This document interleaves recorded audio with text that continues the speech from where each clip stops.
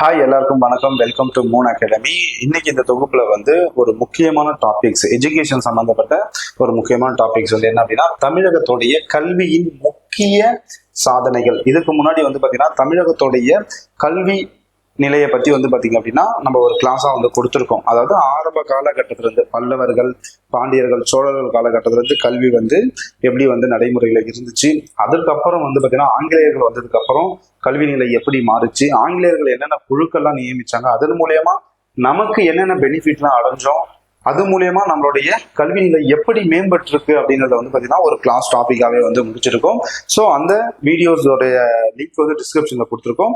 So அதையும் பார்த்துக்கோங்க. இது உள்ள இருக்க இம்பார்ட்டன்டான ஒரு சப் டாபிக் தான். ஓகேங்களா? இது முக்கியமான டேட்டாஸ். ஸோ இதுல 1 or 2 கொஸ்டின்ஸ் கேட்கறதுக்கு நிறையவே வாய்ப்பு இருக்கு. இப்போ கம்மிங்ல வரக்கூடிய குரூப் 4 இருக்கட்டும், குரூப் 2 இருக்கட்டும், குரூப் 1 இருக்கட்டும், ஸோ எல்லாத்துலயுமே இந்த எக்ஸாம்ஸ்ல இந்த கொஸ்டின்ஸ்லாம் கேட்க நிறையவே இருக்கு. நம்மளுடைய கல்வியை பத்தி பாருங்க. முதல்ல 1854ல பாத்தீங்க அப்படின்னா டிபிஐ ஸ்டார்ட் பண்ணிருக்காங்க.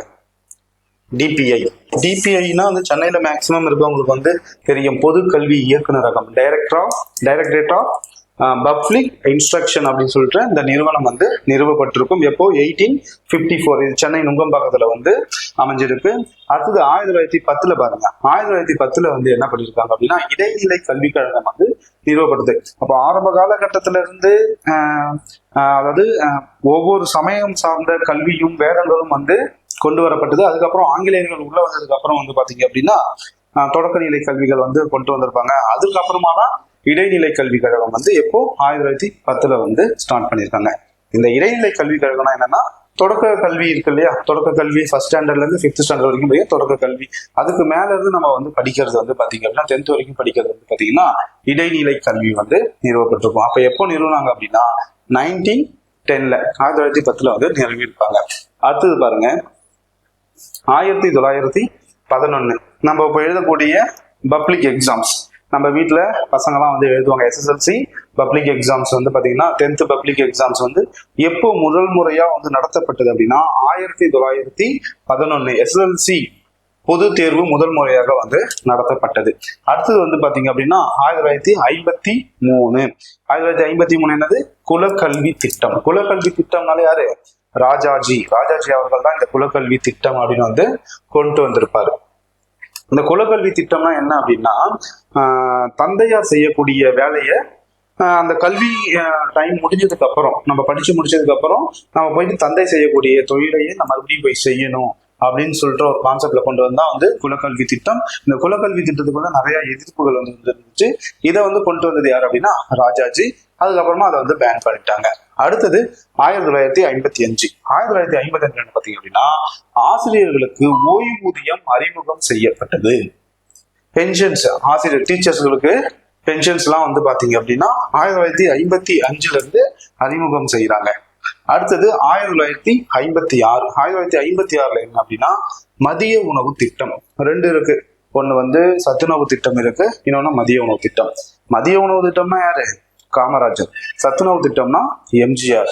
ஓகேங்களா? அப்போ பள்ளி மாணவர்களுக்கு இலவச உணவு வழங்கியது முதல்ல யார் அப்படின்னா மதிய உணவு திட்டத்தை கொண்டு வந்தவர் காமராஜர் தான். ஆனா இதற்கு முன்னாடி, இது சுதந்திரத்துக்கு அப்புறம், ஆனா இதற்கு முன்னாடியே பாத்தீங்க அப்படின்னா தியாகராய செட்டியார், பிடி தியாகராய செட்டியார் என்ன பண்ணிருப்பாரு அப்படின்னா நீதி கட்சியில இருக்கும் போது 1000 லைட் 1000 விளக்கு பகுதியில் பள்ளி மாணவர்களுக்கு பாத்தீங்க அப்படின்னா இலவச உணவு கொடுத்துருப்பாரு. அதெல்லாம் சுதந்திரத்துக்கு முன்னாடி 1922 அந்த சம்திங்ல. சுதந்திரத்துக்கு அப்புறம் மதிய உணவு திட்டம் கொண்டு வந்தது யார் அப்படின்னா காமராஜர் கொண்டு வந்திருப்பாரு. அதே சத்துணவு திட்டம் அப்படின்னா எம்ஜிஆர் அவர்கள். அடுத்தது 1957 தொழில் கல்வி இயக்கம் நிறுவப்பட்டது. தொழில் கல்வி இயக்கம் நிறுவப்பட்டது எப்போ அப்படின்னா 1957. அடுத்தது 1960 இருந்து இலவச சீருடைகள் குறிப்பிட்ட வகுப்புகளுக்கு மட்டுமே பாத்தீங்கன்னா இலவச சீருடைகள் அறிமுகம் செய்யப்பட்டது. அடுத்தது 1964 உயர்நிலை பள்ளி 10ஆம் வகுப்பு வரை இலவச கல்வி அறிமுகம் செய்யப்பட்டது. இப்போ 1930க்கு மேல, அதாவது நீதி கட்சியோடைய ஆட்சி முடிஞ்சதுக்கு அப்புறம் 1937 சம்திங்ல நீதி கட்சியோடைய ஆட்சி முடிஞ்சிட்டு மறுபடியும் யாரு காங்கிரஸ் வந்து ஆட்சி பிடிப்பாங்க. இந்த காலகட்டத்துல வந்து பாத்தீங்க அப்படின்னா, அதாவது இந்திய அரசு சட்டம் 1935 இந்திய அரசு சட்டம் சொல்லுவாங்க. இந்த சட்டத்துக்கு அப்புறம் வந்து பாத்தீங்க அப்படின்னா, ஆரம்ப தொடக்க பள்ளி இருக்கு பாத்தீங்கன்னா, அவங்களுக்கும் வந்து பாத்தீங்க அப்படின்னா இலவச கல்வி வந்து பாத்தீங்க அப்படின்னா அறிமுகம் வந்து பண்ணியிருப்பாங்க. அதற்கு அப்புறம் சுதந்திரத்துக்கு அப்புறமா தான் என்ன பண்றாங்க, 1964 உயர்நிலை பள்ளி 10ஆம் வகுப்பு வரை இலவச கல்வி வந்து அறிமுகம் வந்து படுத்துறாங்க. அடுத்தது 1965 என்ன அப்படின்னா மும்மொழி திட்டம் அறிமுகம். மும்மொழி திட்டம் வந்து பாத்தீங்க அப்படின்னா அறிமுகம் வந்து செய்யப்பட்டது. இது செய்யப்பட்ட அடுத்த ஆண்டே வந்து பாத்தீங்க அப்படின்னா தேர்தல் வரும். அதுல வந்து பாத்தீங்க அப்படின்னா திமுகவுல இருந்து நம்மளுடைய அண்ணாதுரை அவர்கள் வந்து சிஎம் ஆகியிருப்பாரு. அந்த மும்மொழி திட்டத்தை எல்லாத்தையுமே வந்து அவர் வந்து கேன்சல் பண்ணி இப்போ வந்து தமிழ்நாட்டில் இருக்கிறது இருமொழி திட்டம் தான் வந்து இருக்கிறது. அடுத்தது 1969 வந்து பாத்தீங்க அப்படின்னா தமிழ்நாடு பாடநூல் கழகம் உருவாக்கப்பட்டது. 1969 தமிழ்நாடு பாடநூல் கழகம் வந்து நிறுவப்பட்டது. அடுத்தது வந்து பாருங்க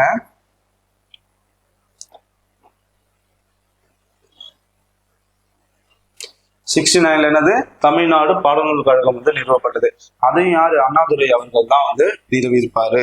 அடுத்தது வந்து பாத்தீங்க அப்படின்னா 1973 அரசு தேர்வு இயக்கம் SCERT நிறுவப்பட்டது. SCERT புக்ஸ்லாம் நம்ம வாங்கி படிக்கிறோம் பாத்தீங்களா, சோ அதுதான் அரசு தேர்வு இயக்கம். SCERT என்னது state council education research and training தான் வந்து பாத்தீங்க அப்படின்னா SCERT அப்படின்னு வந்து சொல்லுவாங்க. அடுத்தது 1976 முறைசாரா மற்றும் வயது வந்தோர் கல்வி இயக்ககம் வந்து தொடங்கப்பட்டது. பள்ளி பருவத்துல வந்து சில பேர் வந்து படிக்காம வந்து விட்டுருப்பாங்க. ஸோ அவங்களுக்கு ஒரு வயதான காலகட்டத்துல வந்து படிக்கிறதுக்கு ஒரு ஆசை வந்தாலோ இல்ல மீண்டும் அவங்க படிக்கணும்னு நினைச்சாலோ வந்து பாத்தீங்க அப்படின்னா படிக்கிறதுக்காக கொண்டு வந்த இயக்கம் தான் வந்து பாத்தீங்கன்னா முறைசாரா மற்றும் வயது வந்தோர் கல்வி. எப்போ கொண்டு வந்திருப்பாங்க அப்படின்னா 1976. அடுத்தது பாருங்க 1978 மேல்நிலை பள்ளி கல்வி 10+12 வந்து அறிமுகமானது. 10th வரைக்கும் இருந்துச்சு. அதுக்கப்புறம் +2 வந்து அறிமுகம் செய்யப்பட்டது எப்போது 1978 வந்து அறிமுகம் பண்ணிருப்பாங்க. அடுத்து பாருங்க 1982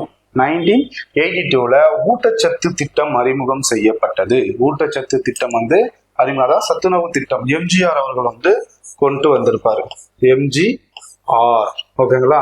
அப்போ மதிய உணவு திட்டம் கொண்டு வந்தது யாரு காமராஜர் அவர்கள். சத்துணவு திட்டம் கொண்டு வந்தது MGR அவர்கள் 1982. அடுத்து பாருங்க 1985 8ஆம் வகுப்பு வரை இலவச புத்தகம் மற்றும் சீருடை 8ஆம் வகுப்பு வரை இலவச புத்தகம் மற்றும் சீருடை வந்து வழங்கப்பட்டது. எப்போ அப்படின்னா 1985. அடுத்தது 1990 ஆசிரியர் கல்வி ஆராய்ச்சி பயிற்சி இயக்கம் துவங்குது. பிஎட்லாம் முடிச்சுட்டாங்களா ட்ரைனிங் பண்றாங்க இல்லையா. சோ ஆசிரியர் கல்வி ஆராய்ச்சி மற்றும் பயிற்சி இயக்கம் வந்து நிறுவப்படுது எப்போ 1990. அடுத்து 1995 வந்து பாத்தீங்கன்னா திருத்தி அமைக்கப்பட்ட பாடத்திட்டம் அறிமுகம். ஓகேங்களா. திருத்தி அமைக்கப்பட்ட ஃபர்ஸ்ட் ஸ்டாண்டர்ட்ல இருந்து 12th வரைக்குமே வந்து பாத்தீங்க அப்படின்னா திருத்தி அமைக்கப்பட்ட சிலபஸ் நியூ சிலபஸ் வந்து பேஸ்ட்ல வந்திருக்கும். இதுதான் முதல் சிலபஸ். அதுக்கப்புறமா தான் நமக்கு வந்து என்ன பண்ணிருப்பாங்க சமச்சீர் கல்வி வந்து கொண்டு வந்திருப்பாங்க. அடுத்தது 2001 பாருங்க மெட்ரிகுலேஷன் பள்ளிகளுக்கான இயக்கம் உருவாக்கப்பட்டது. மெட்ரிகுலேஷன் பிரைவேட்டா மெட்ரிகுலேஷன் ஸ்கூல்ஸ் இருக்கு பாத்தீங்களா. ஸோ பிரைவேட்டா இயங்கக்கூடிய ஸ்கூல்களுக்கு வந்து பாத்தீங்கன்னா அதுக்கு வந்து தனி ஒரு இயக்கம் வந்து தொடங்கப்பட்டது. 2001 மெட்ரிகுலேஷன் பள்ளிகளுக்கான இயக்கம் வந்து உருவாக்கப்பட்டது. அடுத்து பாருங்க 2010-11 சமச்சீர் கல்வி திட்டம் வந்து அறிமுகம் செய்யப்பட்டது. தமிழ்நாடு சமச்சீர் கல்வி முத்துக்குமாரன் கமிட்டி. இந்த சமச்சீர் கல்வியை வந்து யாரு பரிந்துரை செய்தா அப்படின்னு வந்து பாத்தீங்க அப்படின்னா முத்துக்குமாரன் கமிட்டி. இதெல்லாம் ஆல்ரெடி ப்ரீவியஸ்ல வந்து கொஸ்டின்ஸ்லாம் வந்து கேட்டிருக்கிறாங்க. ஸோ இதை சார்ந்த கொஸ்டின்ஸ் வந்து நிறைய வந்து கேட்கலாம்.